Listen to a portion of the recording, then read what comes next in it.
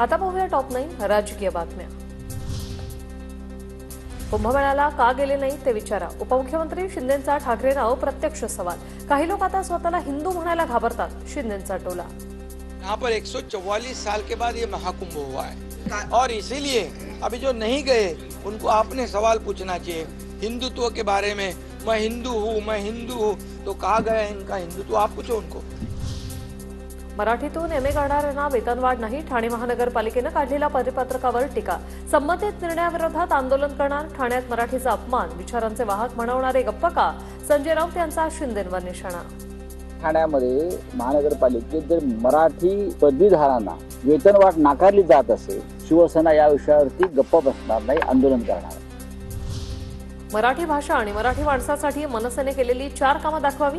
आग्रा इथे छत्रपती शिवाजी महाराजांचा जन्मोत्सव आमच्या सरकारनं केला। मनसे म्हणजे बोलाची कढी आणि बोलाचाच भात, आशिष शेलार यांची टीका। हुकूमपणाचं काम मनसे करतं, प्रत्यक्षात मराठी आणि मराठी माणसासाठी त्यांनी केलेली 4 कामं दाखवावी। बोलाचीच कढी बोलाचीच भात हा मनसेचा प्रघात। शिवसेना ठाकरे गटाच्या पदाधिकाऱ्यांमधील मतभेद दूर करण्याची जबाबदारी उपनेत्यांवर, उद्धव ठाकरे उपनेत्यांकडून घेणार विधानसभा निहाय अहवाल। शिवसेना भवनात मंगळवारी झालेल्या बैठकीत निर्णय। बुलढाणा काँग्रेसचे प्रदेश उपाध्यक्ष विजय अंभोरे यांची काँग्रेसला सोडचिठ्ठी। शिंदेंच्या शिवसेनेत जाणार असल्याची चर्चा, प्रदेशाध्यक्ष हर्षवर्धन सपकाळ यांच्या जिल्ह्यातच काँग्रेसला खिंडार। उद्या सकाळी शरद पवारांच्या राष्ट्रवादीची बैठक, वायबी चव्हाण सेंटरमध्ये पवारांच्या उपस्थितीत बैठक। पक्षातील आमदार आणि खासदार बैठकीला उपस्थित राहणार, पक्ष संघटनेच्या संदर्भात बैठकीत चर्चा। हातकणंगलेचे माजी आमदार सुजित मिंचेकर यांचा शिवसेनेत प्रवेश, ठाकरेंनी मला संधी दिली असती तर त्यांचा एक आमदार वाढला असता, सुजित मिंचेकरांची प्रतिक्रिया। द्वारे मला मिळाली असती त्या बाजूने नक्कीच मला पुन्हा एकदा आपण सगळ्यांनी विधानसभेमध्ये आमदार म्हणून पाहिलं असतं।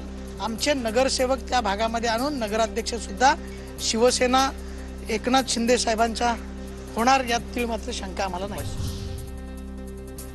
जुन्नरचे अपक्ष आमदार शरद सोनावणे उद्या शिंदेंच्या शिवसेनेत प्रवेश करणार, उपमुख्यमंत्री एकनाथ शिंदेंच्या उपस्थितीत पक्षप्रवेश। मराठीतून एमए करणाऱ्यांना अतिरिक्त वेतनवाढ नाही, ठाणे महापालिकेचं परिपत्रक, पालिकेच्या निर्णयाविरोधात मनसेचा ठाणे पालिकेवर मोर्चा। आता पाहूया दिवसभरातल्या टॉप 9 मोठ्या बातम्या।